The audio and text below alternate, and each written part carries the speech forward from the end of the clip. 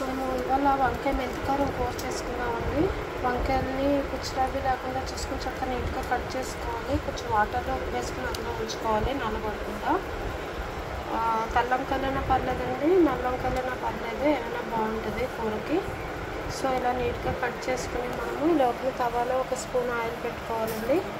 అందులో ముందుగా కొంచెం ఒక పావు స్పూన్ మెంతులు వేసుకోవాలి. మెంతులు వేగుతూ ఉంటాయి కదండి, ఆ టైంలోనే మనము ఒక పావు స్పూను మినపప్పు అండి, ఒక హాఫ్ స్పూను ఆవాలు వేసుకోవాలి.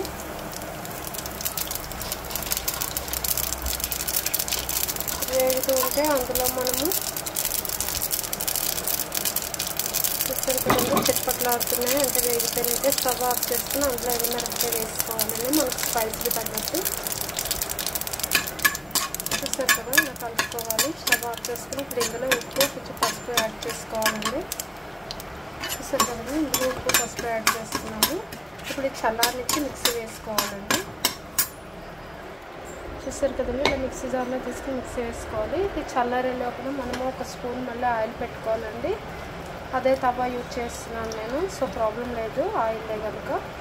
సో అందులో కట్ చేసుకుని మనం వంకాయ ముక్కలు వేసుకోవాలండి.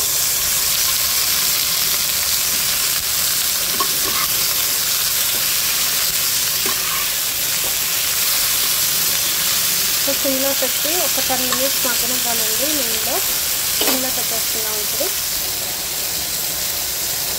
లిడ్ పెట్టుకుని 10 minutes మగ్గనివ్వాలి.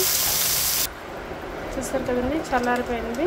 ఇది మగ్గేలోకి లిడ్ పెట్టుకుని ఇది మగ్గేలోకి నేను కొంచెం ఒక పావు గ్లాస్ కొంచెం అన్నట్టు ఒక పావు గ్లాస్ వరకు వాటర్ యాడ్ చేసుకున్నానండి. దీన్ని తొందరగా మగ్గుతుంది లోపల వంకాయ. కొంచెం ముదరగా ఉంది కదా వంకాయ, అందుకనే అండి. లేత వంకాయ అయితే నూనెలోనే మగ్గిపోతుంది. సో లిడ్ పెట్టుకుని ఒక 10 minutes మగ్గనిద్దాము. లోపల ఇది మిక్సీ వేసుకున్నామండి. చూసారు కదండి మిక్సీ వేసుకుంటే ఇలా అవుతుంది. ఇది పక్కన పెట్టుకుని అలా ఉంచుకోవాలండి. లోపల మగ్గనిద్దాము. ఒక 10 minutes వెయిట్ చేద్దాము. చూసారు కదండి 10 minutes అయిపోయింది, చక్కగా వంకాయ మగ్గిపోయింది. ఇప్పుడు లిడ్ తీసి ఒకసారి హైలో పెట్టుకోవాలండి. మనం ఆయిల్ పెట్టుకుంటే మనకి ఇప్పుడు నూనెలో వేగుతుంది. ఇప్పుడు అదే నూనె వదిలి అది మగ్గిందంతా ఆవిరంతా వదులుతుందండి, నూనె వదులుతూ ఉంటుంది. చూసారు కదా ఇప్పుడు ఇలా అయిన వెంటనే ఇప్పుడు ఈ మెంతికారం తీసుకెళ్ళి అందులో యాడ్ చేసుకున్నామండి. చూసారు కదండి నేను మిక్సీ జార్ కడిగి ఒక స్పూన్ వాటర్ వేసి అది కడిగి ఆ నీళ్ళు కూడా పోసేసాను. ఇప్పుడు ఆల్మోస్ట్ అయిపోయింది. ఇంకా తీసుకుని సర్వ్ చేసుకోవడమేనండి. ఇక నూనె వదిలేసిందంటే తీసుకుని సర్వ్ చేసుకోవడమే.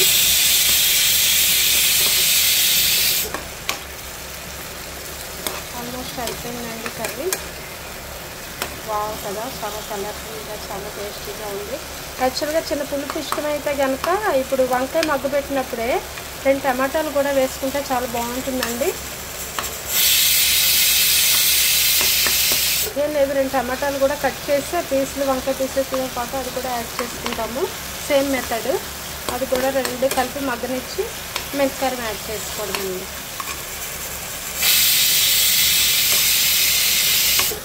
చూసారు కదా అయిపోయింది. ఎమ్మి వంకాయ మెంతికారం కూర రెడీ అయిపోయింది.